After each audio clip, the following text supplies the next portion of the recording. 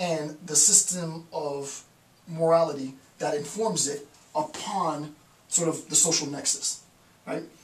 What Nietzsche is doing is giving a fighting chance to the social nexus against morality, so that we can sort of split this here. We have instincts and tradition as a representation of the world of existence, and we have morality and judgment as a representation of the world of the modern world.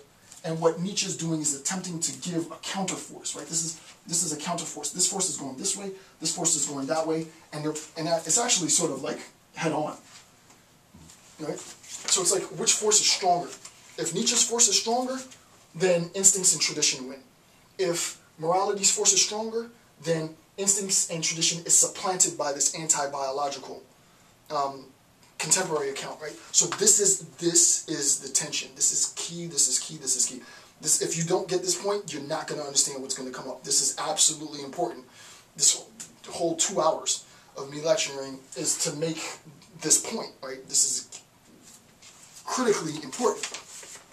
Nietzsche's assessment in Will to Power, and I would say Nietzsche's assessment in everything he's ever written, in all of the books, Beyond Good and Evil, everything, is an attempt to give an oppositional force in defense of instincts and tradition against an anti-biological system of moral valuation and moral judgments, right? This is the polemic. This is the polemic, right? Granted, if I was just to say what I just said, again, at the beginning of the video, I'm not sure that many people, probably even who know Nietzsche pretty well, would have been able to interpret it specifically in this sense. But if you think about it in sort of this flow chart, right, the rules of engagement, if you will, it's unfair, right? Because instinct and tradition within our social setting, instinct and tradition within the biological individual is it's being assaulted on many, many fronts, right? There's a sense in which our systems of morality and valuation, religious institutions, all of our institutions for the most part, right? Most of the institutions, he talks about religion and morality, both assault, but then it creates this sort of anti-biological state. And this anti-biological state is itself, it's not just a social state that's being challenged in some sort of ethereal sense, in some conceptual sense, in sort of like this philosophical sense, but a literal anti-biological state is being threatened. And I gave examples of an anti-biological state, right, that's being threatened. So there is an entire assault on both history and tradition. And as he said, and I thought it was such an excellent way of putting it, right? What does he say with respect to, he says,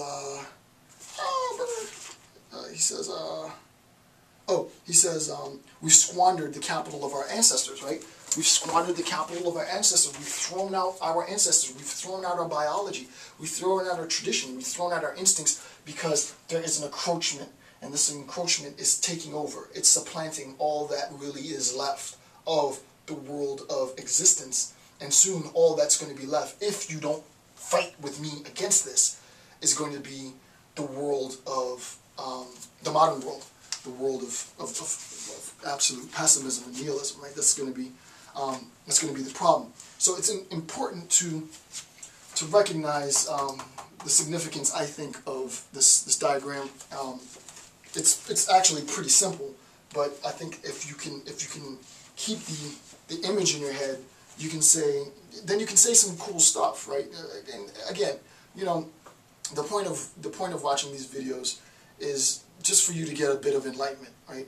It makes great dinner conversation, side conversation, right? You can impress people with how smart you are. But no, seriously, it really is to have a deeper understanding, and it's difficult to take, you know, some of these notes and try and make sense of it.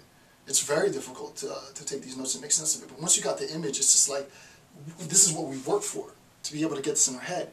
Because then we can say stuff like, you know, for Nietzsche, Nietzsche's system is set in opposition to the perceived threat from a system and institution of religious and moral indoctrination. that is that is itself in opposition to instinct and tradition.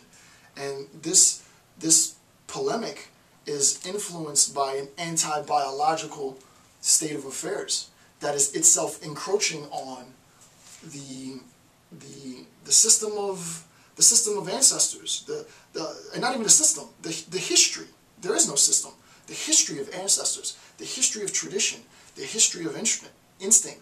And what Nietzsche is doing is he's creating a state of affairs in which he can work theoretically through this fight with the anti-biological, with the moral system of indoctrination and valuation and such, right? I don't know that I would be able to say that without having this in my head, right? So once you read it, stick this in your head and you should be good. You should be good. Okay.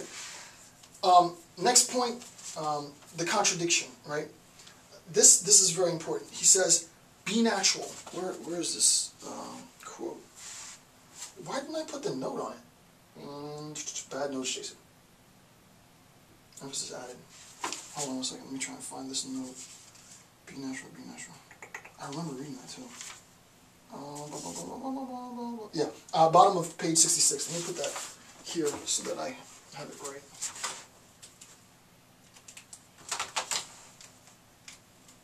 So the bottom of page, note 66. Note 66. The bottom of note 66. In the text, it's page 43, note 66. Be simple, obviously keep it simple, stupid. But for us complicated and elusive tears of the rain, I demand that is a simple stupidity. Be natural, but how if one happens to be unnatural? How can you tell me to be natural? Remember, we looked at the two different worldviews. One worldview, which is the modern worldview. The other, which is an unnatural state of affairs, which is really a consequence of pessimism, nihilism. It's the only way we know how to exist. But they tell you to be natural. And you know, I think this is a really good, 66 is a very small note, a few words. The question is, well, be natural. Be yourself. Be who you are. The question is, how do we do that? I live in a society, according to Nietzsche, in which everything about me is being suppressed. I want to do things and I can't. I have instincts and drives that do not conform with the system of social norms. How in the world could I possibly be natural when everything in my society is telling me to conform, right?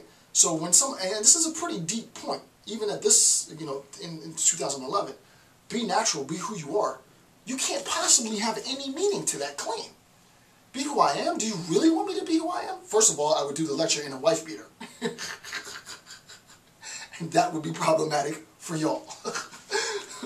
And that's just starting there, right? So no, you can't be natural. You can't, you know, that's hilarious to think that to be natural. Be who you are. It's ridiculous, right? So contradiction, right? The contradiction is be natural. The question is, however, but how, right? He says this, Nietzsche says this. How if one happens to be unnatural? I happen to be, today, unnatural. For me to be who I am would be tatted up, doing the exact same thing, but that would mess your head up, right? You'd be like, what's going on? Right? Shout out to Tube Band 2010. Everybody leave Tube Band 2010 alone. Me and Tube Band 2010 got into an exchange where I did the rap and the beater. And he was, what the hell's going on? Not knowing that I was orchestrating this whole thing the whole time. So we talked behind the scenes and everybody was like, Tube Man 2010 he's the worst, blah, blah, blah. Tube Man 2010 is cool. So, but the point is he said something like, you wouldn't do a lecture in a beater, and you're right. I wouldn't. I never will. But, you know, you get the sense. I can't, you know, be natural, but how?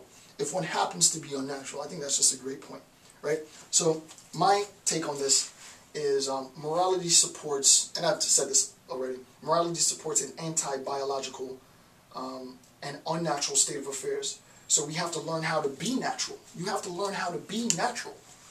Being natural is fighting against the encroachment of, according to Nietzsche, the encroachment of ideology, religious ideology, fighting, you know, that's heavy for people. I know a lot of people are not going to like that, right? But for Nietzsche, it's It's fighting against, being natural is fighting against the encroachment of religious ideology, institutions of religion, institutions